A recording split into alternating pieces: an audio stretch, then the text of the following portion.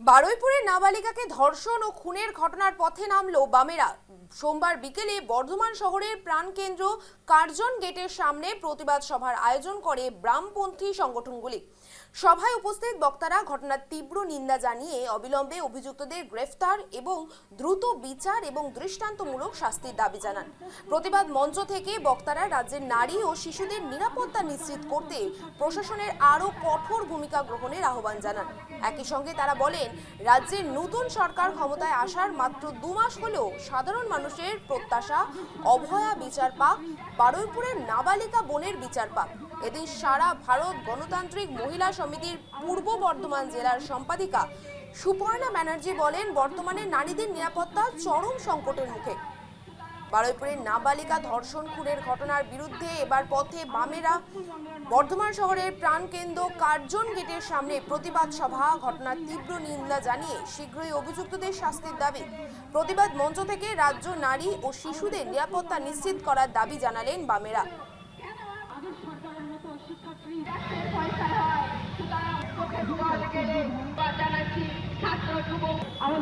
দু মাসে আপনারা একটু খোঁজ নিন, এই রাজ্যের বিভিন্ন জায়গায় 10 জনের বেশি মহিলা ধর্ষিতা হয়েছে এবং খুনও হয়েছে। আজকে যে বীভৎস খুন হলো বারুইপুরে, সেইখানে দাঁড়িয়ে আমরা অবাক। গ্রামের মানুষ অপরাধীদের থানায় দিল, তারপর থানা থেকে ছেড়ে দিল সেই অপরাধীদের। আজকে পারবে না, কারণ যতই তারা বলুক তাদের এজেন্ডা হচ্ছে হিন্দুত্বের এজেন্ডা।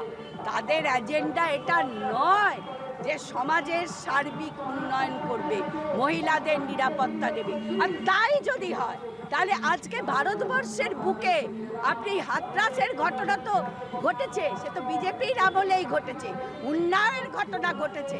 আজকে বিচার হয়েছে, অভয়ার বিচার দিতে পারলো।